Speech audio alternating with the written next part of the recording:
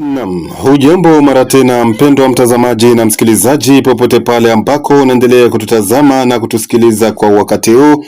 Matumaini yetu ni kwamba nyote mnaendelea kuwa waheri wa afya hapo mlipo na mnaendelea kukurubia runinga zenu ili kuweza kufahamu kile ambacho kilichojiri kote duniani kupitia chaneli yetu. Mtazamaji na msikilizaji, kama bado kusubscribe kwenye chaneli yetu, ni vizuri kufanya hivyo ili uwe na urahisi wa kuendelea kufuata habari zetu, vipindi na mambo mengine tofauti kupitia chaneli yetu.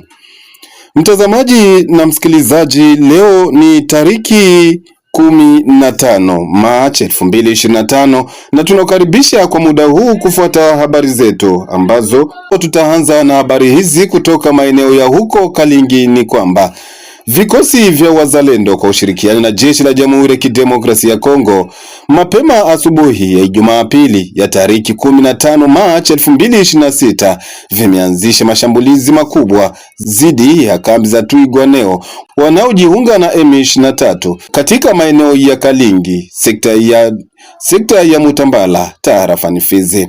Mashambulizi hayo yamefanyika katika eneo la Kalingi karibu na Minembwe katika milima ya juu ya Kivu Kusini mashariki mwa Jamhuri ya Kidemokrasia ya Kongo.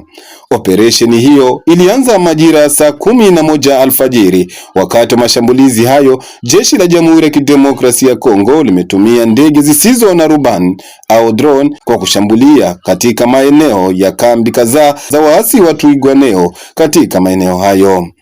Habari tulizonazo zaeleza kwamba hali ya sintofahamu iliweza kuzuka katika miongoni mwa raia wa eneo hilo na ambayo ilipelekea baadhi yao kuyahama vijiji hivyo.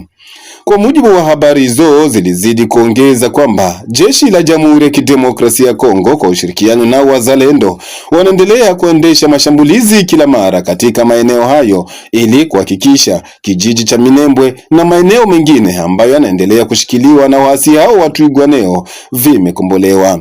Siku tatu kadhaa zilizopita mashambulizi yalionekana kusitishwa na siku ya Jumapili hii ya tariki 15 Machi 2026 mashambulizi yameonekana mara tena kuanzishwa.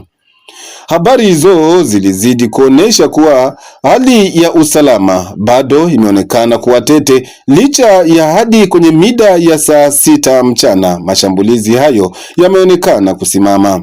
Hadi kwa sasa taarifa kamili kutokana na maeneo ambayo yameweza kushikwa na vikosi vya wazalendo na jeshi la Jamhuri ya Kidemokrasia ya Kongo bado kufahamika. Pia matokeo kamili kwa pande zote mbili bado kutolewa.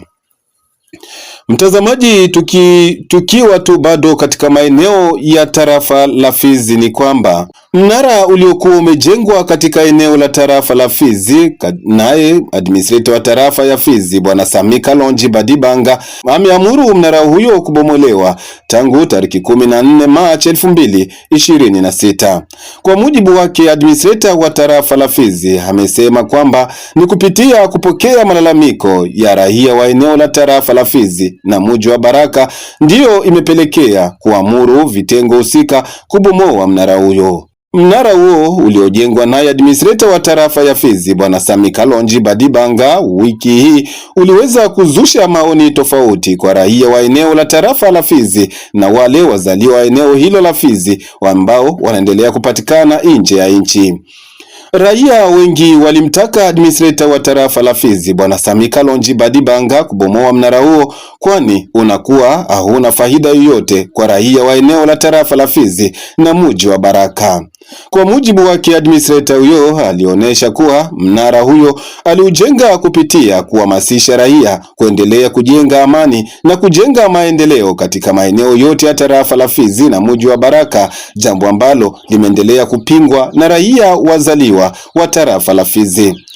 Wami wa asili walipoulizwa kutokana na swala hilo la ujenzi wa mnara huo, walisema ya kwamba upande wao hawajui chochote, ni mamlaka ya administrator ndiye aliamuru kujengwa kwa mnara huyo, ila upande wao hawakujua chochote. Ni asubuhi mapema ya tariki 14 Machi 2026 ndipo raia walipewa ruhusa na administrator wa tarafa ya Fizi Bwana Sami Kalonji Badibanga kubomoa mnara huyo. Bado tu katika maeneo ya tarafa la Fizi, tuangazie na habari zingine. Hizi ni kwamba mkuu wa sekta ya Nganja Bwana Akili Bernard aliendesha kikao cha usalama katika kijiji cha Sebele, sekta ya Nganja tarafani Fizi, kutokana na milio ya risasi ambayo inakuwa ikisikika kila mara katika maeneo hayo. Katika mazungumzo na chaneli yako, Bwana Akili Bernard amesema kuwa ni kupitia ukosefu wa usalama wa milio ya risasi inayosikika kila mara ndiyo ilipelekea yeye kuitisha kikao cha dharura katika maeneo hayo. Huyu ameonyesha kwamba aliitisha kikao hicho ambacho kilikusanya vitengo vyote vya kiusalama na raia wa tabaka mbalimbali katika kijiji hicho cha Sebele, sekta ya Nganja tarafani Fizi. Akili Bernard amevitaka vitengo vya usalama katika kijiji hicho cha Sebele kuendelea kuimarisha usalama wa kudumu ili raia waendelee kuishi katika hali ya usalama.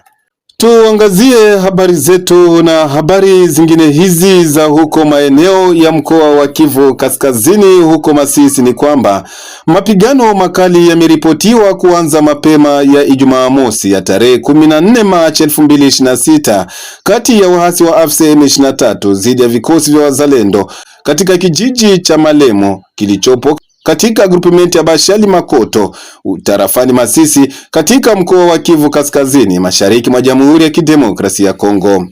Kwa mujibu wa vyanzo vya ndani ya eneo hilo, mapigano hayo yalianza majira ya saa 11 alfajiri kati ya wapiganaji wa vikosi vya wazalendo dhidi ya vikosi vya waasi wa AFC M23 katika maeneo hayo. Tangu kuanza kwa mapigano hayo, raia wa eneo hilo wametaja ya kwamba silaha nzito na ndogo zimeweza kusikika katika mapigano hayo, hali ambayo iliendelea kuzusha wasiwasi mkubwa katika maeneo hayo.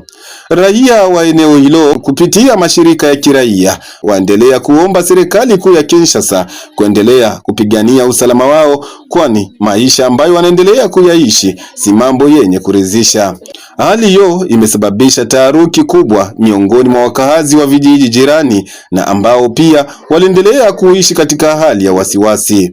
Baadhi ya wananchi wameripotiwa kujifungia ndani ya nyumba zao wakihofia usalama wao, huku wengine wakifuata njia ya kunusuru maisha yao kwa kuelekea kwenye vijiji jirani ili kupata hifadhi. Vyanzo vya kijamii katika eneo hilo vinaeleza kuwa hofu imeongezeka kutokana na kumbukumbu za mapigano ya mara kwa mara ambayo yanakuwa yakiripotiwa katika maeneo mbalimbali ya tarafani Masisi katika miezi ya hivi karibuni. Mapigano haya mapya yanakuja takriban saa 28 baada ya mashambulizi mengine kuripotiwa katika eneo la Kashuga ambalo pia katika grupimenti ya Bashali Mokoto. Katika tukio hilo la awali, vikosi vya wazalendo waliripotiwa kushambulia nafasi zilizokuwa zikimilikiwa na waasi wa M23. Wachambuzi wa masuala ya usalama katika eneo hilo wanasema kuwa mashambulizi ya mfululizo katika maeneo hayo kwa sasa bado haijafahamika wazi ni upande gani unaodhibitiwa kikamilifu kiisha mapigano yaliyoripotiwa katika eneo hilo. Siku ya Ijumaa pili hii, hali ya usalama imeonekana kuwa tulivu licha ya raia baadhi bado kurejea katika vijiji vyao. Mtazamaji na msikilizaji, kupitia hapo ndipo kabisa tumetia nukta kwa habari zetu katika siku ya leo. Tunakushukuru kwa kutufuata mwanzo hadi tamati. Tunakusihi mara tena usikosi kulike, kucomment na kusambazia wengine.